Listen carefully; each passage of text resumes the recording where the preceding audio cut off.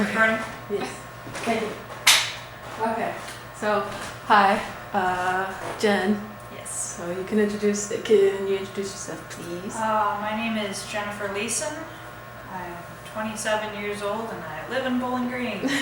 Okay. And if you could tell us a little bit about your Native American background. It is on my paternal side, so it's my dad's mom's side of the family. We traced it back to Susquehanna, which is Pennsylvania region. The closest relative we can name that was full-blooded is my great uncle, and we actually have a photo of him because he served in the Civil War. Oh, that's pretty cool. Okay. And can you tell us about how it was, like growing up, learning about it? We didn't learn a whole lot growing up, just because other than a photo and a name, we didn't have a whole lot. It was the 90s, there wasn't much we could do, so it was mostly kind of just family stories about that side of the family, so that's how we knew, even when I was a kid, that it was Susquehanna. Unfortunately, Susquehanna was mostly wiped out, especially by the Dutch, which I'm also Dutch, so there's that. But so we knew we couldn't really do much, because I was interested in doing coming of age and being more in touch with my native roots, but there wasn't really much for it because, again, the tribe was mostly wiped out and assimilated to other tribes. But we ended up finding a local program that's run by Cherokee, and one of my three brothers and I were able to go through a coming of age thing. I was 14 and he was 15. And so we did that. It was a week-long spiritual journey. It was hard, but really good. I mean, honestly, I don't even know how to put it into words. Like, it just was enlightening in more than just, oh, look, I'm getting in touch with my family's roots. It allowed me to kind of, it helped me find myself a lot better than anything else I had done up until that point. So I still look back on it, and it's some of my fondest memories, even if it meant I had to dance for 12 hours overnight nonstop. That was a little crazy, but it was fun. Oh, that sounds great. Gosh, I don't know what else to ask you. Can you think of anything else? Because I can't think of anything else.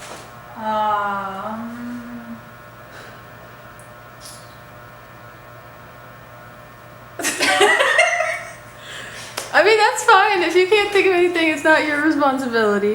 Okay, so you tell us about your spirit animal. My spirit animal is a bobcat, because I'm apparently small and very feisty, but can also sneak up on people, and I'm also very caring, which can sometimes be my downfall because I often get duped into things. It's great. Yeah, the Cherokee elder that was doing our ceremonies, we had to do this ceremony, which my brain does not want to think of what they called it, but we had to spend 3 hours in a sauna tent, which is a makeshift teepee out of like blankets and stuff and just logs. And in the middle, we dug a small hole, and we had rocks that were sitting in a fire outside of the teepee. We brought them in there, put them in a little hole. There was a tent for women and there was a tent for men. And us women sat in a little circle in there, and we put the rocks in the middle and we would pour water on it so it would steam up. But the way we did it was we would go around in the circle and we talked about things that were bothering us, things we wanted spiritual guidance with. I, at the time, was struggling with coming to terms with the fact that I was assaulted as a child, and I didn't know how to deal with it because at the time I was also too scared to tell my parents because enough years had passed that I was just like, I thought they might think I was making it up, and so I discussed that with the women in there. And once you talk about it, you then pour water on there, and it kind of helps symbolize you releasing that personal tension towards whatever your issue is. So it kind of was relieving. I was relieving that stress I had put on myself over what had happened to me as a child, which I had no control over. I was 9 years old when it happened. So we did that for a few hours. We came out, and then they dumped cold water on us, and then sat us down with the elder, and it was basically kind of like to shock your system into, you're not thinking anymore, you're just existing. It helped, when you go from being like so overly hot from sitting in a sauna, and then they just shock cold you, and then I sat down, and the elder sat with me for about 5-10 minutes. His eyes were closed, and it was funny because he said, all I'm getting from you was a feline, and he didn't know if I was a bobcat or a puma. And then he asked me to stand up and looked at me, and he saw how short I was, and he's like, yeah, you're a bobcat. So that's how that happened.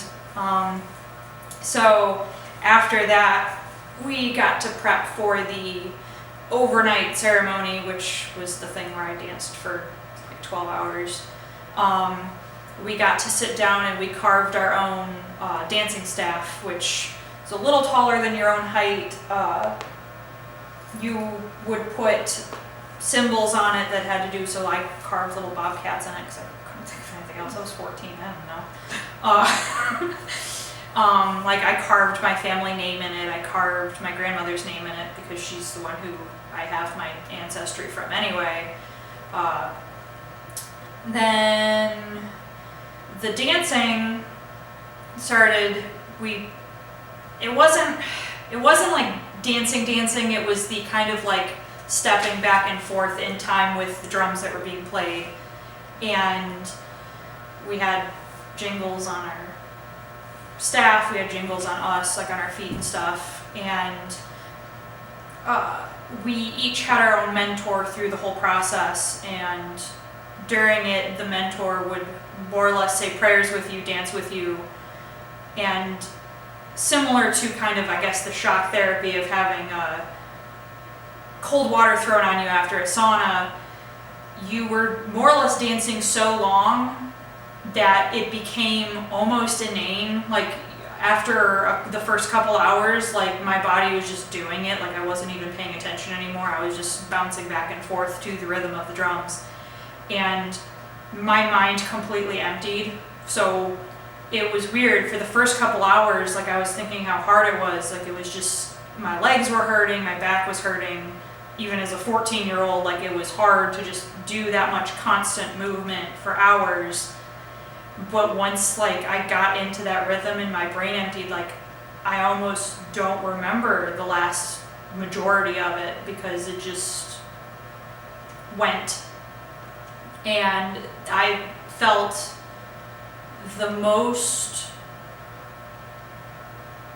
I guess, like cleansed. Like I didn't feel disgusted with myself. I've also suffered from depression and anxiety from a young age, and it was one of the few times that I can distinctly remember not feeling any of that. I felt peace with myself, which is hard to come by. So yeah. That was an amazing story. I'm not gonna lie. Thank you so much. You're welcome.